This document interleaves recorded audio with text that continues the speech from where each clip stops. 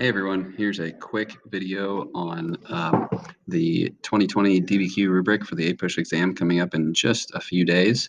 I want to reiterate some things that I've talked about before and give you a quick guide to prepare and study for the test and prepare how you're going to do your essay. So let's get going. I would also recommend writing some of this down so that you can have it in front of you on the test.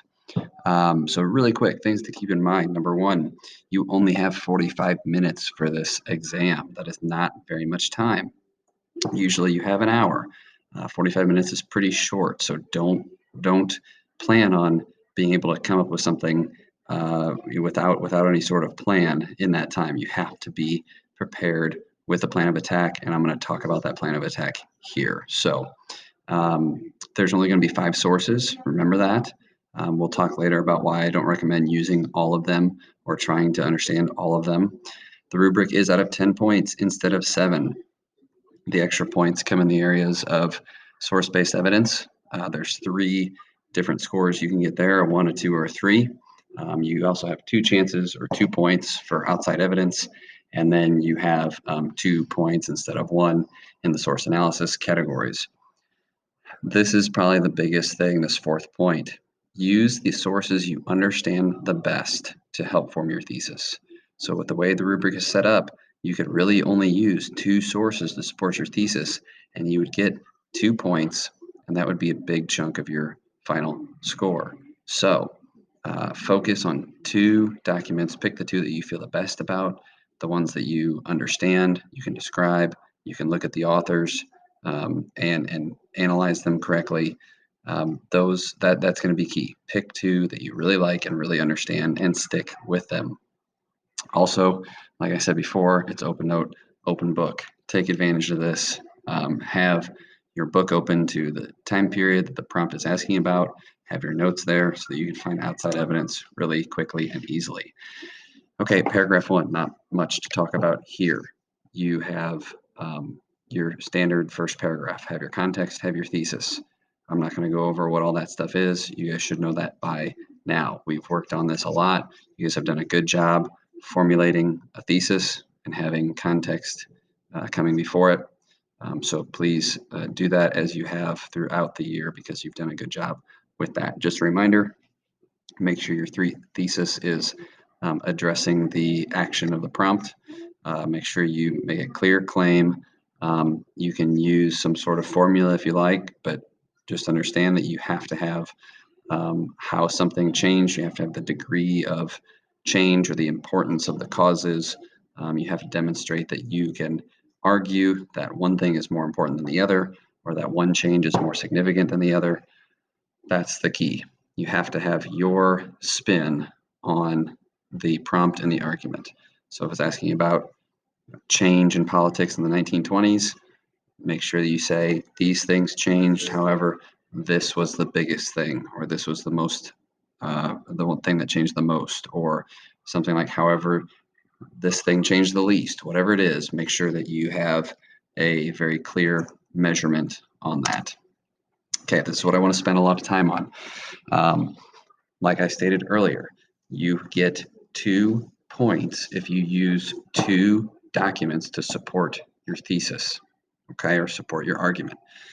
So what I'm recommending is that in body paragraph 1, okay, the second paragraph overall, your first body paragraph, you pick the 2 best documents, the document sources that support your argument, and use those. So say you're arguing that there was significant, this is progressive era example, say you're arguing about the changes in government that occurred during that time or changes in politics, you would want to find the 2 sources that support that the best and use them. Because if you do that, you get 2 points. That's pretty high value for doing just that one simple thing. Okay, if there's documents you don't understand or documents you're not entirely sure what they're saying or supporting or anything like that, forget about them. Find the 2 that support your thesis and use them, or create a thesis based on those 2 documents that you understand the best. Okay, so I gave you an example here.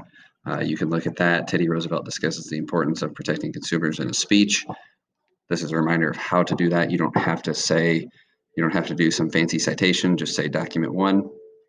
So remember, describe it. Teddy Roosevelt discusses the importance of protecting consumers in his speech, and then you demonstrate how that supports your argument. So my next sentence, this is a clear change from previous government policies that failed to keep consumers safe, like, and then I put here that might be a good place for outside evidence.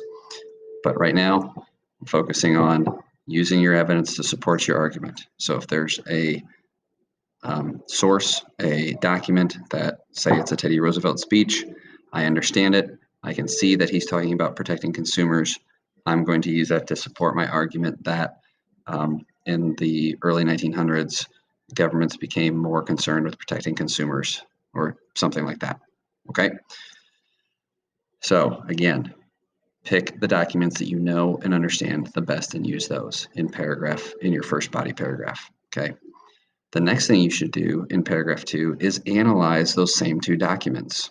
Okay, I added another example using that same portion of the essay, the sample portion of my essay I was writing. If you notice here, I added this at the end. Roosevelt was considered a progressive president at the time, and he spent much of his time as president working to break trusts to reform society. Okay, so again, support your thesis and analyze those documents. If you do that, you get 4 points out of 10 for just that one body paragraph. If you've done your context and thesis well, you're at 6 out of 10 at this point, okay, which is likely a passing grade. So you've got a very good score already if you just do these things, okay? So paragraph 1, context thesis, body paragraph 2, or I'm sorry, paragraph 2, body paragraph 1, 2 sources that you like the best, that support your thesis the best, that you understand the best.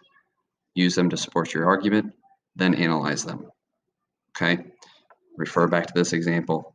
It's very short, but this is an example that shows how I would do that. Now, caveat here. Body paragraph 1 would be a fine place to add in another source if you didn't feel 100% confident in how you were using your other 2 sources. Okay, I wouldn't analyze that source. I think that's going to take too much time. But let's say I used 2 documents that I felt really good about. If I wanted to add in another sentence here that used another sentence or 2 that used one of the other documents, that would give me some wiggle room in case I use one of these incorrectly. Let's jump to paragraph number 3. And again, this is just my suggestion. You don't have to do this, but based on the rubric, I think this is the best way for you to earn the points.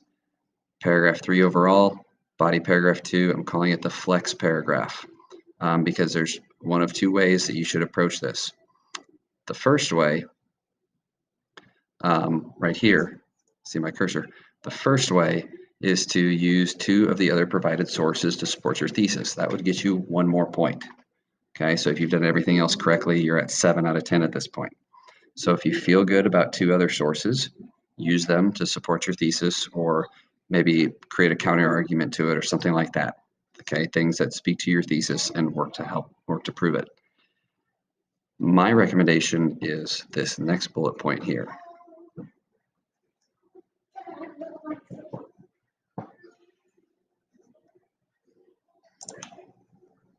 Sorry, I had to fix something there. Okay, so going back to this, my recommendation is instead of going back to the provided sources, paragraph 3, body paragraph 2, I would use 2 outside pieces of evidence to support your thesis. This is worth 2 points. So at this point, let's say you don't do this top one. At this point, you have a 6 out of 10 with your previous work. This would get you an 8 out of 10, which is almost a guaranteed passing grade. Okay, I don't know 100% how they're doing the scoring, but based on the way the rubric is and the number of points, that looks like it's a pretty safe bet. So you have notes, you have your textbook. Use those to get 2 pieces of evidence to support your thesis and add them into this paragraph. Now, keep in mind, these cannot be things that are mentioned in the sources given to you. So if there's a document from a temperance society talking about the need to ban alcohol, you could not use temperance societies as a piece of outside evidence. Okay, you might be able to use an additional specific temperance society, but it's unlikely that you're going to find something like that. So you have to use something other than what they've given you. But with all your notes in your book in front of you, this should be fairly easy. Okay, so my recommendation is for your second body paragraph, take outside evidence and use it to support your thesis. Then later on, if you have time, you can do another paragraph that adds in the two other sources to get that 1 point. This is much more valuable than this, but make sure you're using accurate examples that accurately support your thesis. Okay, I wrote down here, if you have the opportunity, you could try for the complexity point in this paragraph. That's time allowing. If you feel confident with this, go with it. There's different ways to do that. This is the however statement at the end, where you can kind of create a counter argument. You say all this stuff supports my thesis, however, counter argument.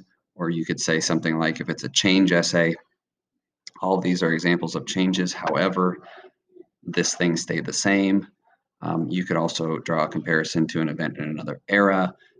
You could present various angles that could be taken of on one concept. So you might say something like, this group of people supported temperance. This group of people also supported it, but for a different reason. You might say something like, the temperance movement helped fuel the women's rights movement because women were very much involved. Some sort of extra step in your discussion of your evidence, kind of a different angle on it. So those are my recommendations. That is, if you were to do it this way and you don't get your complexity point because you run out of time and you don't use all your sources, you still end up with an 8 out of 10. Okay, and so that'd be a very good score. It would be, I assume, a passing score based on the rubric. So again, the key, find the two sources that you feel the most comfortable with, that you can analyze, so that supports your argument. That will help you a lot, because then you'll have that middle body paragraph taken care of right away, and then you can take the second paragraph to do your outside evidence. This is not a 100% deal, but it is helpful. I think that if you go this route, it will be helpful to you. Here's the rubric. There's those evidence points. Again, I get 2 points if I use 2 sources to support my prompt. I go down here to outside evidence. I get 2 total points if I use a second piece of specific historical evidence that is relevant to the argument, so that I use to support or is relevant to the argument. Okay. Same thing here. 2 points for analysis. Okay. Usually it's just the 1 for analyzing 3. Well, now you get 2 points, and it's just for analyzing a second document. Okay, so a lot of areas to kind of take advantage of here with this rubric. So hopefully that helps. As always, if you guys have questions, let me know.